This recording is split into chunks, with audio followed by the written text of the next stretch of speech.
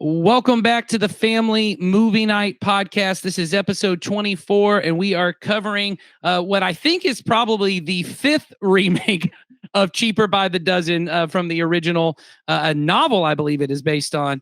This is the new one on Disney Plus. In honor of that, I wanted to ask my wonderful co-host if you could be a part of any fictional family, TV, movie, books, comic books, any fictional family, what family would you be a part of? So today we're going to start with the villain of our podcast, as always, Mr. Sawyer Hewlett.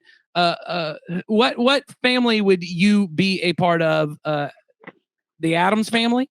I don't know what's a villainous family. Gosh. So this is a difficult question for me. I'm going to go for the funny family. Okay. I'm not saying that I would necessarily come out the healthiest person on earth being in this family. But we would have some good times if I was a member of the Griffin family. Okay. From Family Guy. Okay. There you go. There would be a lot of laughs. Okay. I feel like you would be the Meg of that family. If they just replaced Meg. Get out of here. I can take that. Yeah. Okay. That's good.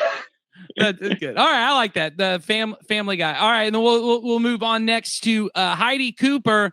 If you got to be a part of any fictional family, who would it be? Medea's family, the whole crew. I want them all. I want Sunday lunches, the whole thing. There you go. Yes, it would be so fun. If someone's getting shot, yes, Medea lost it. I like it. Very good. Okay. And of course, that leads us to Donnie Dorsey, the hero of our podcast. Donnie, get to be a part of any fictional family. Who you going with?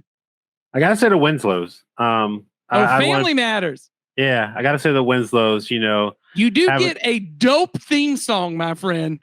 I know, right? Like when that song comes on, that song slaps way better than it should. Oh, yeah. Like it's like, everyone's always like the Phil Collins Tarzan soundtracks. Like you didn't have to go that hard, Phil Collins. No one needed to go as hard as and you're like, my God, that piano riff. Yeah, there's only two songs. Those are two, that song and the Reading Rainbow song. There's no reason it should be that good. Like when that comes on, you're like, okay, I'm going to play this, just because. I don't even care about the show that's on. I'm just going to play the theme song. Yes, absolutely. I think my answer would either be the Richards family from Fantastic Four. Just get to be a part of the Fantastic Four myself. That would be wonderful. Or the Weasleys from Harry Potter. I think it would be awesome to be a Weasley. I think Arthur and I've already lost her name. What was Mrs. Weasley's name? Molly, thank you. Yes, Molly and Arthur Weasley, man. I think they'd be awesome parents, right? And I've actually, I'd like to change my answer. Okay. Because I have an answer very different from the Griffins. I want to be a part of the Banks family in real life. Okay. From Fresh Prince of Bel-Air. Okay? Oh, that's a good one. That is a good one. Okay, I like it. Those are good answers right there. Hey. All you got to do is just be playing some b-ball after school. We'll get you sent out there, my friend.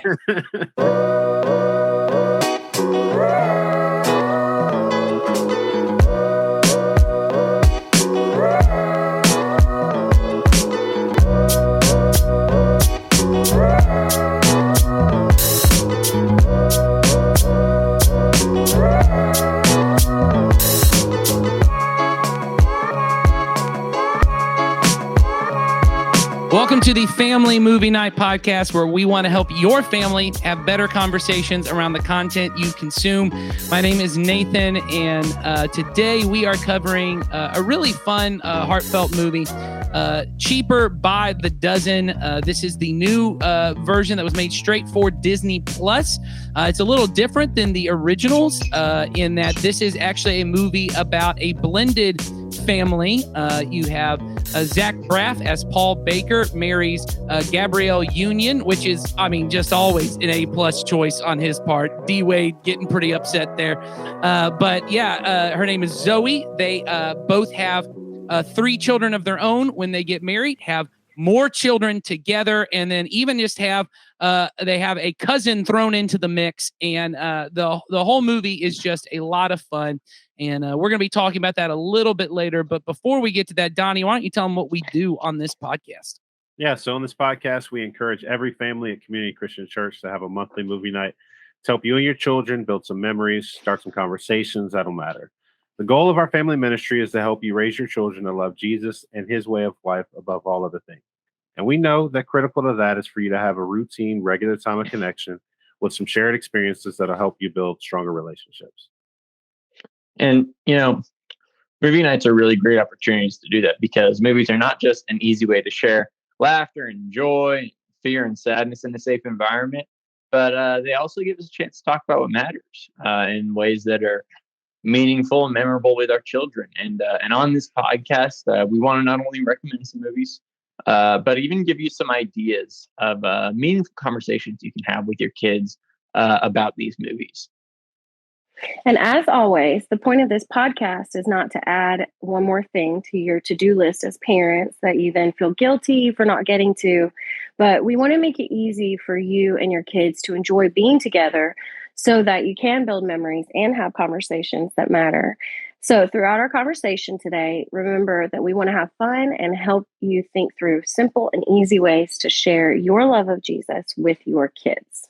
And we want to hear from you. So you'll see in the description of this podcast or this video, you'll see a link to a form that's called What We're Missing. And if there's a movie we haven't covered that you want to hear us talk about, put that in there. Let us know. Or if there's some kind of conversation about a previous movie or just another conversation you want us to have of how to talk about certain things in movies or in life with your kids, let us know. We'd love to talk about that. Or if you just have a comment or a question, we want to hear from you. We want to know the best way to serve you. And so we want to have that conversation. But today, our conversation is about this movie, Cheaper by the Dozen, from Disney Plus. It is directed by Gail Lerner and is written by a whole list of people. And I don't want to be rude to any of them, but I think the most important name is Kenya Barris wrote this, who is the creator of Blackish and Grownish and Mixedish and all the different ish TV shows. Very popular writer, has done a whole bunch of stuff. Very funny man, done all kinds of stuff. But this movie is, in my opinion, is pretty funny. My kids really enjoyed it. I do think it's one of those movies that as a parent, probably your kids are going to enjoy it more than you will, because it is a little sillier in some things. But I think there's some really heartfelt conversations, and we'll get to what the kind of conversations we think you could have out of it will be in a moment. But first, I just want to hear from my co-host, Donnie. What is it you enjoyed about Cheaper by the Dozen? I loved every aspect of it. Like it covered so much. There was humor through like situational, like comedic moments. There was very heartfelt moments with conversations between like the parent and the child. I love that, like that heart. I love when a movie can be comedic and have a lot of heart at the same time. Those are ones I'm drawn to, because it just makes it have such a great like rewatch value, like where I can go back and watch it over and over again. Yeah, I totally agree. A lot of fun on this one. Heidi, what about you? How did you feel when you watched this? What did you enjoy? Yeah, I agree with Donnie. I think it touched on a whole bunch of important subjects and conversations that we can have with our kids. So there's a lot of opportunity presented there for parents. And then I think it's also just really easy to watch it and have fun, because it's really lighthearted and it keeps things fun and laughable throughout the whole movie. Absolutely. Sawyer Hewlett, I know you were a big fan of the 2003 Cheaper by the Dozen, the Sean Levy, Steve Martin, and I know nothing could ever match Bonnie Hunt and Steve Martin in your mind, but how do you think this one? How do you think this one at least fares for people who are not a Steve Martin, Bonnie Hunt fan? So, yeah, as you said, I grew up we had the VHS of that movie, and it was cool. It was a red VHS, white font, Cheaper by the Dozen. Wait, that's the point. You should have had a VHS. This isn't like E.T. This is a movie that came out after 9/11. This is a movie that why do you have a VHS of this? I don't know why. It's what my parents got, okay? Anyways, I watched the crap out of the 2003 movie. Here's what I'll say about this one. They bought it at a yard sale, not knowing it was going to change Sawyer's life. Well, 20, no 20 idea. years later, we'd be talking about the thing. And I loved this movie. Anyway, we were at war with terror, and Sawyer was at war with modern technology. You're not wrong. You're not wrong. I think the first DVD we owned was either The Phantom Menace or Spider-Man 2, but I can't remember which one of those. Anyways, okay, go ahead. Anyways, this movie, for the purposes of our conversation today, this movie's really good. It spans a lot of really important subjects and stuff like that. For my personal entertainment, I'm not the target audience for this movie in any way, shape, or form. I'm neither a parent nor a child who is going to be entertained by some of the gags in this movie. And so I was not laughing along for the whole ride. That being said, again, for the purposes of our conversation today, it's really good. Yeah. And I would recommend it to anyone who like has kids in particular. Like if you're parenting, you and your family are going to have a great time watching this. Well, it's a kind of movie that I don't think they make anymore. And what I mean is, this is my old man screaming at the sky. Like there aren't a lot of movies that aren't animated family movies. You basically have cartoons for kids, and then it's all superhero stuff and everything else is what you can watch with your kids. They don't have a lot of just family comedies that are funny and fun and heartfelt.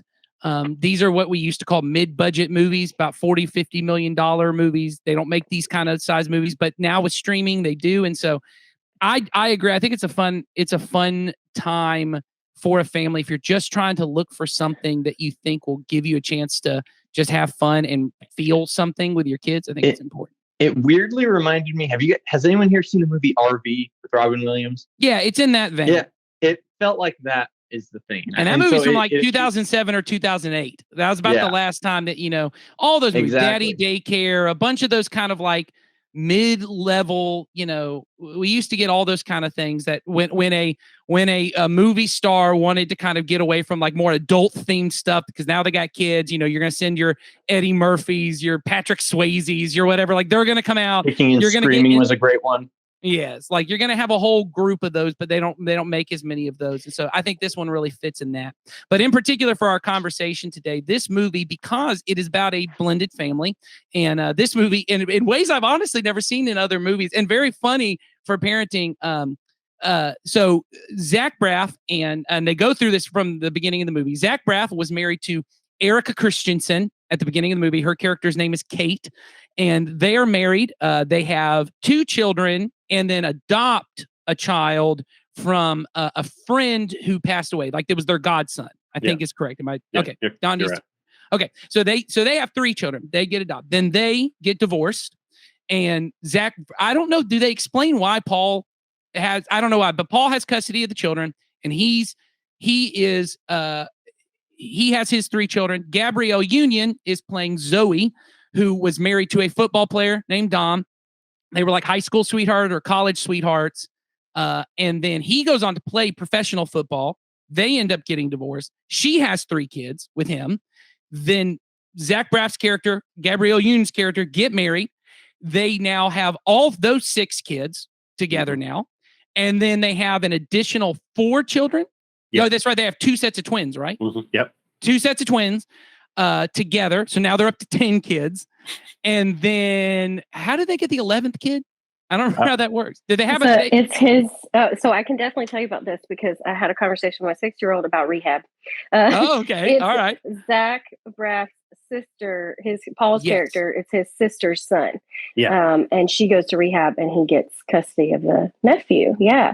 But that kind of speaks to the point about, that Donnie mentioned that there's a lot of content in this. There's a lot of different things that come up where you can have conversations with your kids, but you don't have to, like it's real easy. Sure. My daughter just said, "What's rehab, mommy?" And so then I started talking to her about it, and I talked all the gamut from, somebody who has an elderly person who has to go to a rehabilitation facility to learn how to do something after having a stroke, and the kind of rehab that you think that this young man's mom ended up in, and just kind of touch, just surface level communicating. Yeah, and I was actually really glad, for the opportunity to have that kind of conversation with her, to where it's just super simple, not intimidating, but that's something she's probably gonna, come up against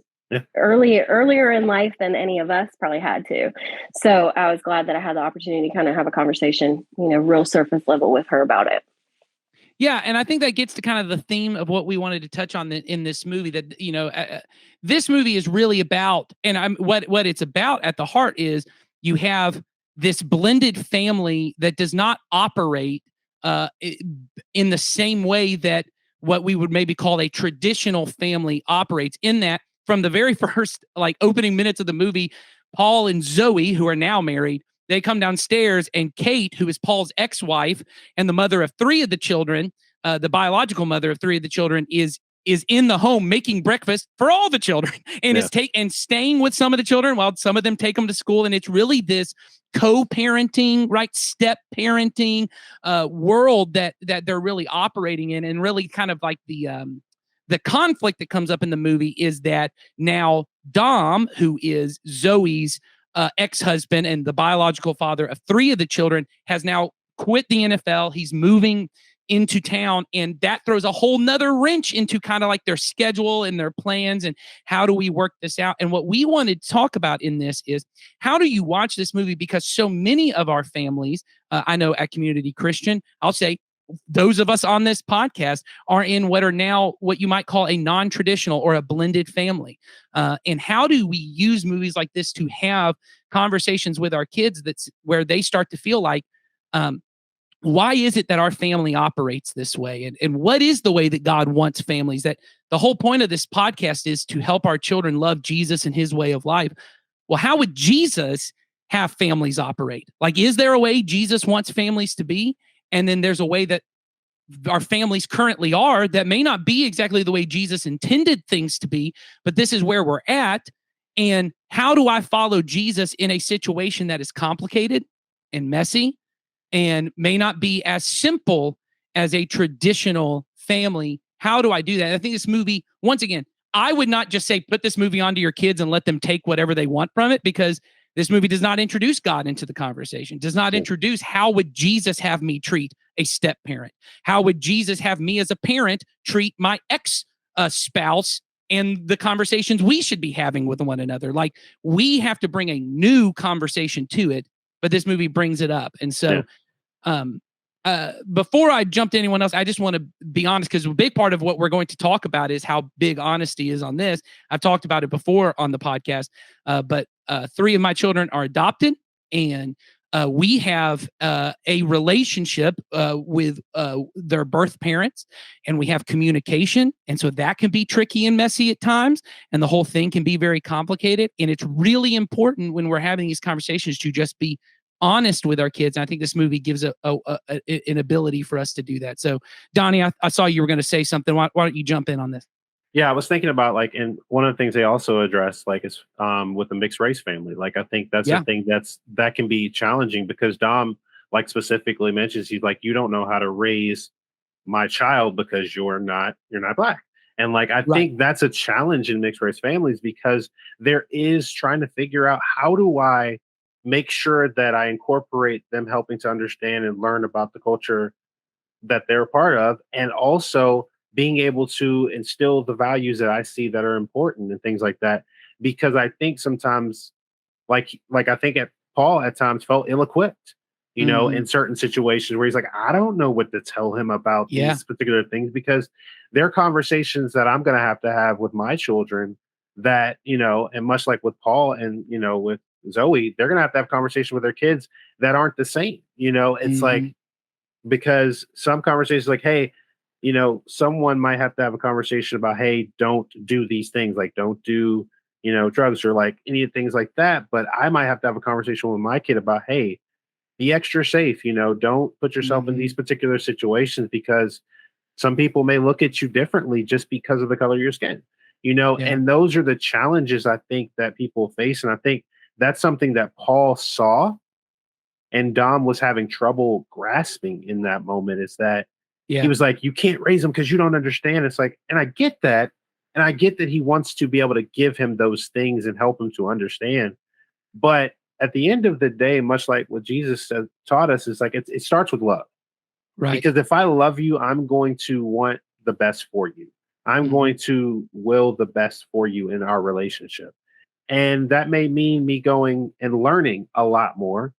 It may be also me admitting that I don't know enough to give you the information and creating relationships to help you get those things that I may not be able to give you. Maybe it's say I'm going to have a relationship with someone that can give you information that I can't because I don't have that perspective, nor do I have those, the challenges that may come with it. Well, and I think, Donnie, what you're hitting on is kind of a good entry point into one of the things we wanted to talk about on this, which is to be able to talk to our kids about here's where the world is at, or here is where our family is at. And it's not the ideal that Jesus has. So you take racism, or you take being in a biracial family, and the way the world looks at that is not the way it should be. There should be no reason that people can't be in a relationship, to have kids that look different than you, or to have that. Because I know for, in your particular example, very similar to mine, but Donnie, for your wife, when she's out in public, she has children that don't exactly look like her, right? I have that situation with some of my children that I go out, and my children have even said to me, I feel like people think I don't belong with you. I feel like people look at me and say, she doesn't belong with him. And I have to say to them, and that's wrong. People shouldn't feel that way about us. That's not the way God intends it to be. But I can't lie to you and make you pretend like, oh, well, that's not how anyone thinks. That's not what anyone thinks about. That it's my job to deal with what is, and to bring into the conversation, here's what God says what should be. So what steps do we have to take to go from where it is to where it should be?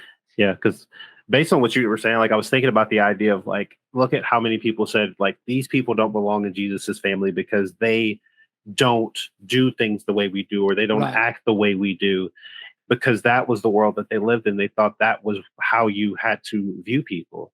And that challenge of trying to go like, I can't, like you said, I can't lie to you. I can't tell you that the world doesn't see you differently, because that would be being dishonest with you. And I want to give you a level of transparency to let you know, look, the world is going to look at you differently. They're going to look at our relationship differently because of what we look like and the things that we do and various other things. But at the end of the day, what truly matters is that that I will be honest.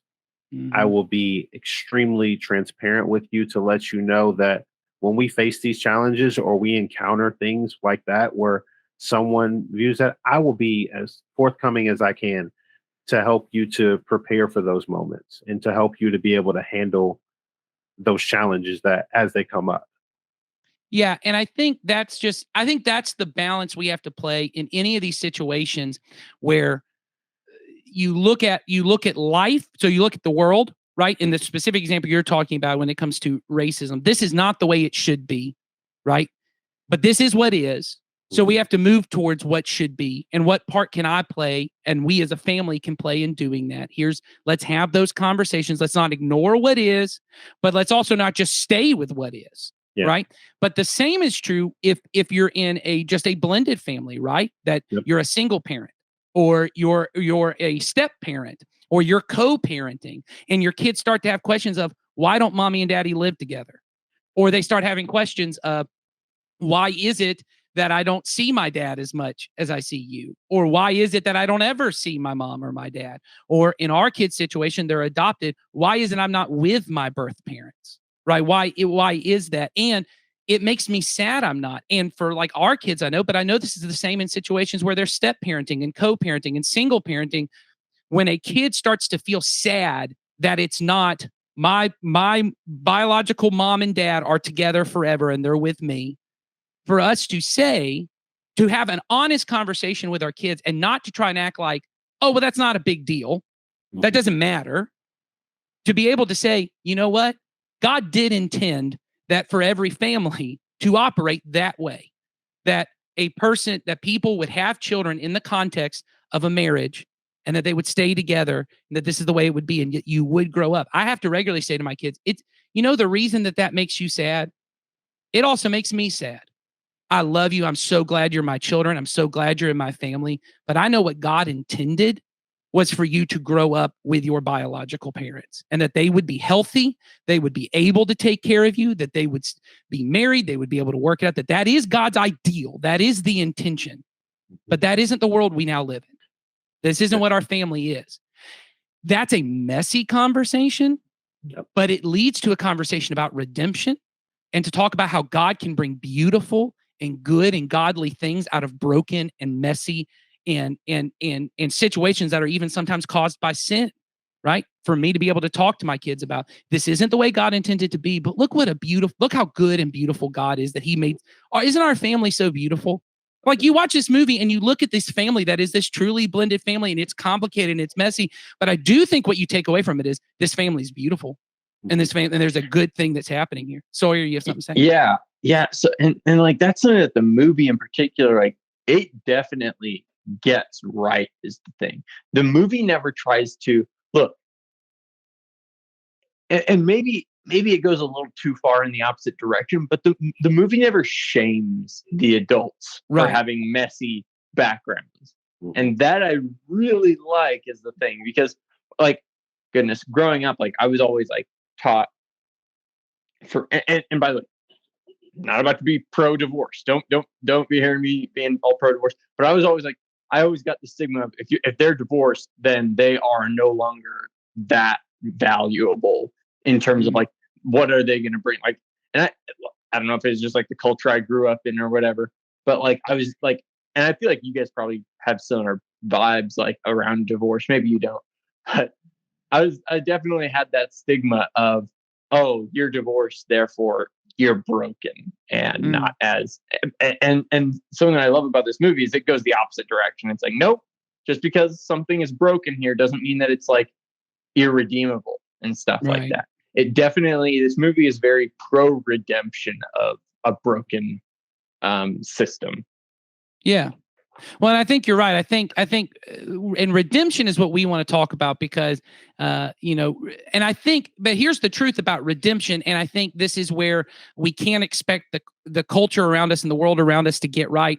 In order for something to be redeemed, you have to admit that something has been stolen and something has been broken. Otherwise, you're not redeeming any. The point of redemption is to buy something back and to allow God to bring something beautiful out of what is broken and what is messy. And I think what this movie, once again, allows us to have the conversation. I wouldn't allow this movie to drive the conversation. You need to drive the conversation. But especially if your family's in a situation like this, that you're a grandparent and you're raising grandchildren, or you're an aunt or an uncle and you're raising family members, or you're a single parent, you're co-parenting, you're a step parent, and you're in a situation, you would go, okay, I know this is not the way God intended it to be. So you have to be honest about that, because you as a parent would not want these children to go through the same things you had to go through to get to this family. But you can also say, even though this is not the way God intended it, God is working and making something good out of that.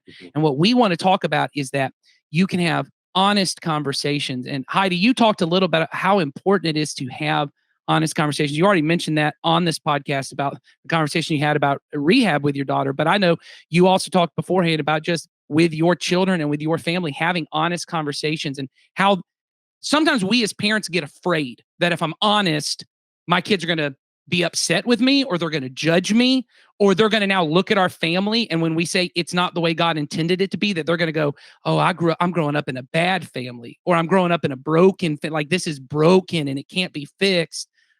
But you talked about how the honesty actually allows grace to come into the conversation. Can you talk to that to some degree about how important that is?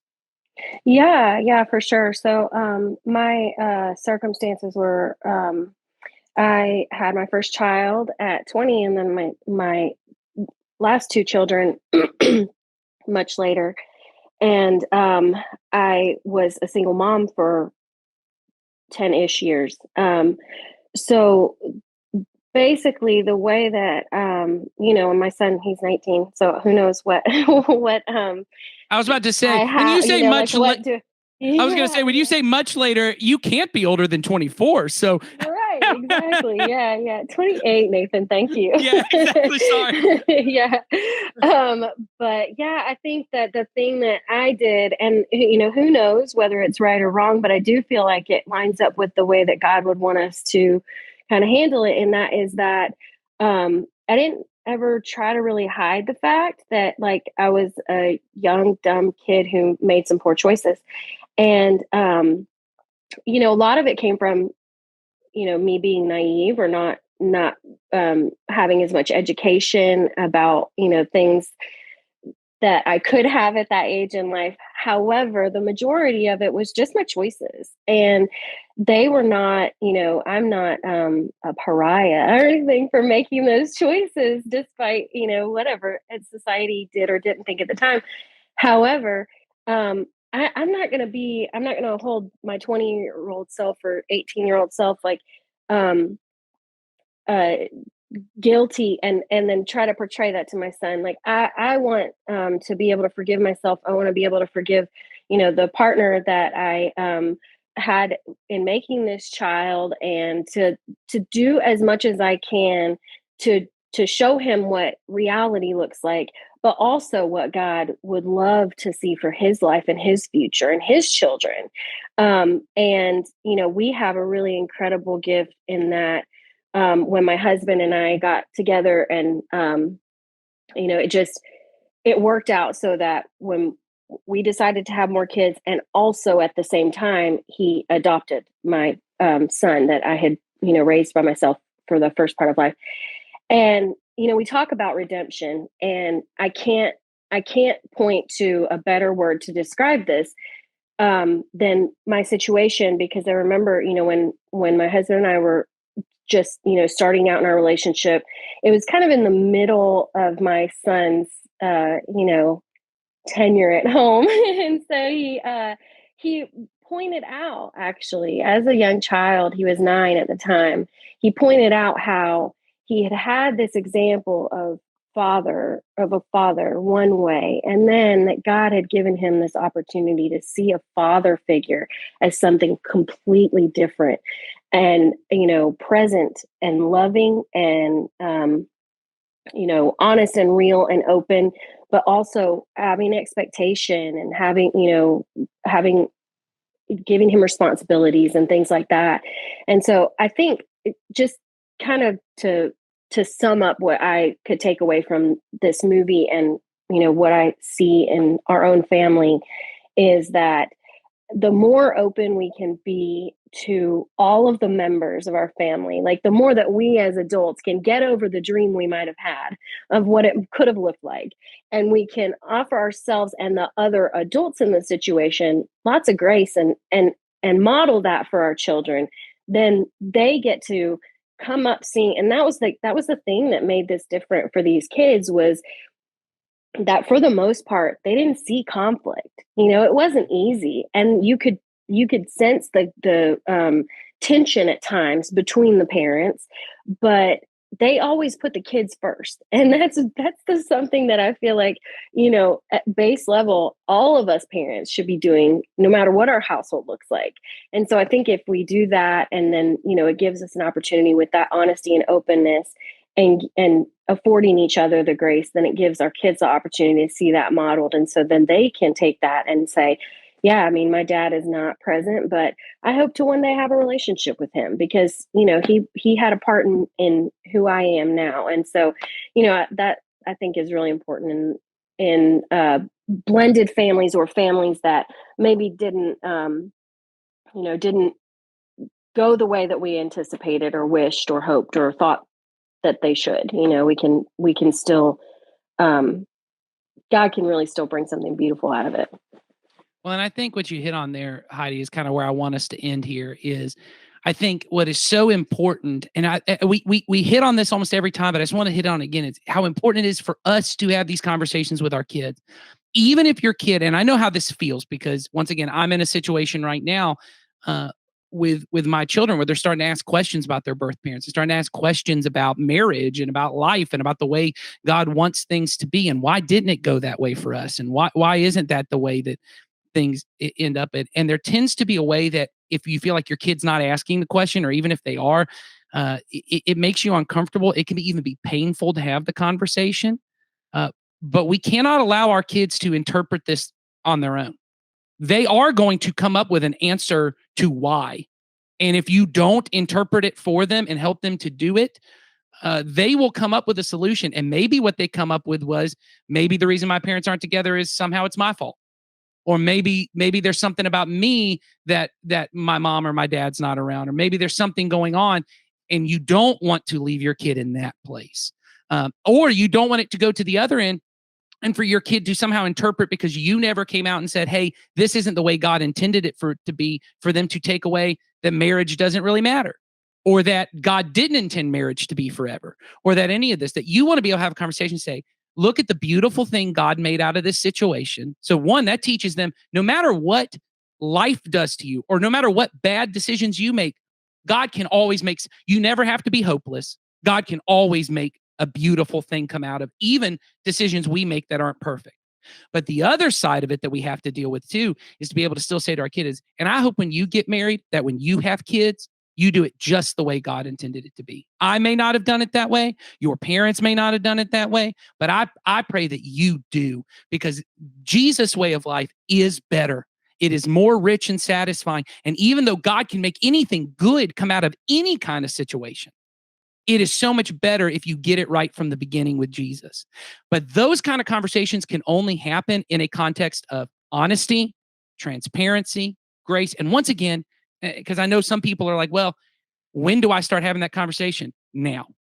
On their level, on an age-appropriate level. You don't have to get deep in. I think Heidi's conversation about the rehab thing is right. Have an open conversation at the level that the kid can understand it. Your child can't fully understand drug addiction. They can't fully understand recovery at 4, but they can understand ideas behind it. They can understand the small ideas around it. So start having any kind of conversation about your family situation, or maybe they know someone. Maybe your family situation is you and your spouse are together and you've been together the whole time, and all of your kids or both of yours, and that's not your story, but they start to ask questions about other families. Have an honest, gracious conversation. Yeah, that's not the way God intended it to be, but look at the beautiful family God made. God should be the hero in every story. And that's what we want to do. But that can only happen if we have honest conversation. If I'm trying to defend myself and defend my choices and defend the way I did things, God doesn't get to be the hero, because I'm the hero. I did everything right. Everything's the way I'd meant to be. And that's not the kind of conversation we want to have. And that may be painful.